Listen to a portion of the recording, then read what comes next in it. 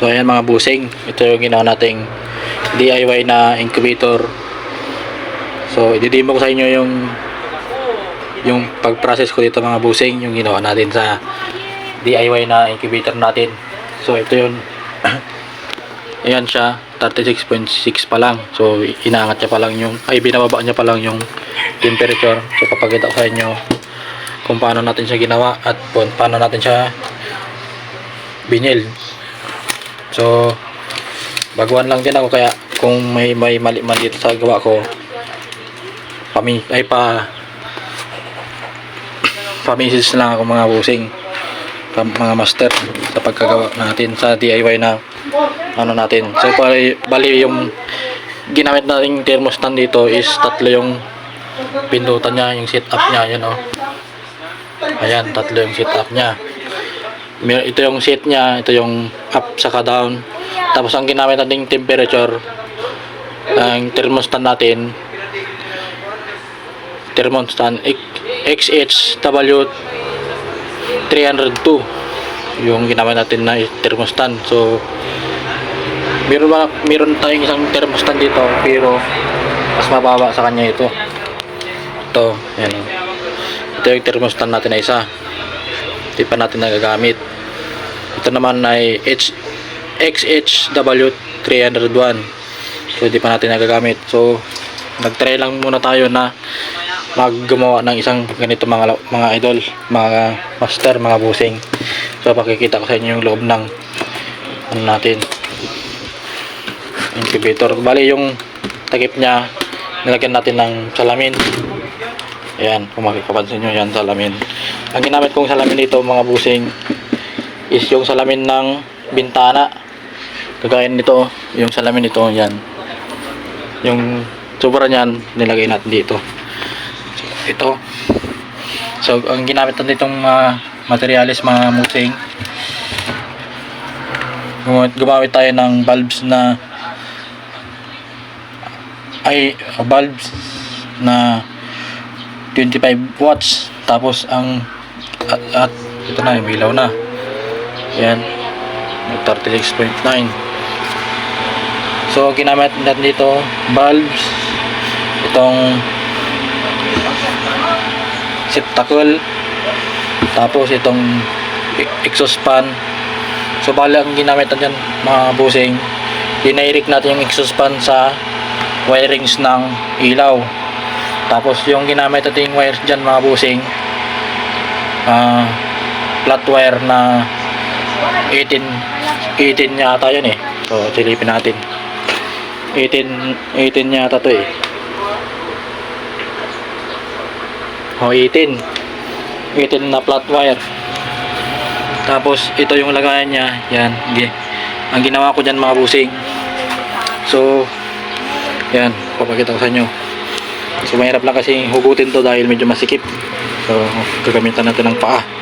Yan, kabilaan. Yan, bali try lang to mga busing, dahil baguan lang din ako gumawa ng DIY na ganito mga busing, mga ng bagong, yan, 10 pa lang yung hinalang natin dito mga busing. Yan, 10 pa lang. So ang ginamit niyan, ginumitan ko yan muna bago ko pinaso ng mainit na bakal mga busing. Yan, para yung ganito natin, yung init na yung fish, yung ang ganito natin, yung para yung ano niya kasabit dito mga busing, yung gilid niya. Ayan o.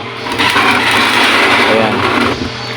So bali ang makarga ng ginawa nating DIY na incubator mga busing. So makakarga ito ng mga 40 na itlog mga busing. Tapos yung dito tayo naman, dito tayo, so nandito yung ano nya, ayan o. So bali ito kasi inayos ko pa yan mga busing, dahil mali yung pagkalagay ng, mali yung, kumbaga yung wire nito mga busing, yan. So parehas na negative yung nakalagay dito sa output nya, kaya hindi natin napagana kagad tong thermostat natin. Kaya ginalaw ko muna yung thermostat natin. So chinik ko muna agad, chinik ko siya doon sa loob, mali yung nakalagay, kaya yung negative dito mga busing nilipat ko dito yung isa, tapos yung positive nandito dalawa. Itong pula na to nandito dati, tapos yung puti nandito, kaya yung puti na to negative yan. Ay ito pala, itong yan negative to negative yung isa dyan, kaya nilipat ko dito. Kaya yung itong papunta sa ano natin, power supply, inayos natin din. Kaya ang nakalagay dito ngayon is yung mas mataas sa sa negative sa capacitive, dahil meron ditong mali talaga mga busing, kaya inayos na natin yan. Tapos yung sensor natin nilagay natin dito sa tuktok, ayan, para makita natin kung naabot niya yung init sa taas mga busing, kahit matakpan siya ng itlog. At saka yung hangin ng exhaust fan natin pag ganun mga busing, kaya dumidiretso yung dito hangin, kahit dito meron ditong hangin, kaya nasagip din ng nakakukuha rin ng natin, itong sensor ng natin, itong utak ng incubator natin mga busing. Yan. So yan mga busing, yan na yung natin, salang na natin para so magka-cut in tayo sa bali hindi pa natin yan, kasi pa lang, ilang araw pa lang yan. So hindi pa natin pwedeng tignan kung may laman o wala yung mga itlog natin, kung fertile o hindi. So tinatanggal ko muna ito dahil tinitesting pa lang natin yung DIY na incubator natin mga busing. So yan yung ginamit natin dito sa incubator, DIY na incubator natin mga busing. Gumamit tayo ng thermostat, flat wire, exhaust fan, valve, saka itong receptacle, at yung mail plug. Yan lang. Tapos ito yung tubig nya. So medyo konti na, malapit ang dadagdagan. So ito yung ginamit natin. Gumamit tayo ng packaging tape, saka itong salamin. Yan mga busing. So ayan, takpan na natin siya. Ay, ipapakita ko na rin pala sa inyo kung paano natin siya winirings. So yung wiring natin dyan, magkasama na yan. So direct na yung exhaust fan sa receptacle natin, yung wiring ng receptacle na papunta sa ilaw. Tapos yung wiring niya naman yan nandito. Ayan, ito. Yan, diretso din dito sa ito, yung white na item, white saka itim. Tapos ito yung ito yung niya, sensor niya mga busing. Dito na nilagay yung ayan yung butas ng natin, sensor. Tapos ito naman yung papunta sa power supply. Ayan trouble, input saka output. So yung input natin, ito yung papunta sa ilaw saka sa exhaust fan. Tapos itong output naman, ito naman yung papunta sa power supply. Ayan, ito yung power supply natin yan. So yan mga busing, sana may matutunan kayo. Tapos yung exhaust fan natin, kasi yung iba kasi hindi nila dinadirect sa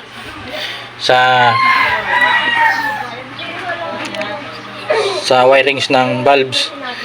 Meron sarili siyang wirings siya na papunta sana dito sa natin, sa input. Ayan, ito papunta dito. Pero yung sa atin mga busing, para makatipid tayo sa wire, so yung exhaust fan, dinairik ko na siya doon sa wirings ng valves. Kasi sabi ng iba, pag hindi daw, pag dinirect daw yan kasi sa ito sa wirings ng ng valve, sabi nila nasusunog daw to. Pero sa atin naman mga busing, lagi natin tinututukan. So ang napapansin ko lang, wala naman, hindi naman mga busing, kaya ayos lang yan. Dahil ganyan din yung wirings ng yung kapitbahay natin dito mga busing. Yan, yung uncle ko dito, ganyan din yung wirings ng sa kanya. So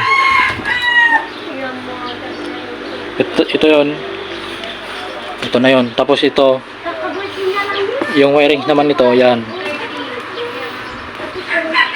ito yung power supply. Ayan mga busing, ito medyo inabangan ko talaga to kasi pagka nag-click ito mga busing, itong ginawa nating DIY na incubator. So sasalangan natin ito ng mas maraming itlog mga busing, dahil marami na tayong itlog dito na naka-ready na mga busing. So hinihintay ko na lang talaga itong mag-click mga busing para matesting natin kung gagana yung ginawa nating mini incubator mga busing. So ikukwento ko naman sa inyo sa next vlog kung magkano lahat ng ginastos natin ito mga busing. Yan mga busing, so dito na natin tatapusin yung kunting video natin sa ating mini incubator natin mga busing. Sana may natutunan yung iba mga busing. Yan. Ay, at ang pag-sheet pala dito mga busing, ito pakita ko sa inyo. Kasi itong sa atin, iba itong thermostat natin. It's XHW 302. Ayan yung sa atin. Tapos itong isa naman, ano lang to, yan o, 301 lang to mga busing, yan o. Kaya mas iba yung heat up nito sa heat up nun. Pero pag sa init, ganun din, sa heat up lang. Yun kasi, ito kasi mga busing, ito ano to, nilorong presto ng matagal bago mo siya ilipat ng temperature. Ito naman hindi, kasi ito ang nakalagay kasi dito sa atin, pag yung PO sa ano yan, ano, yung 37 natin, yung up nya para iilaw siya.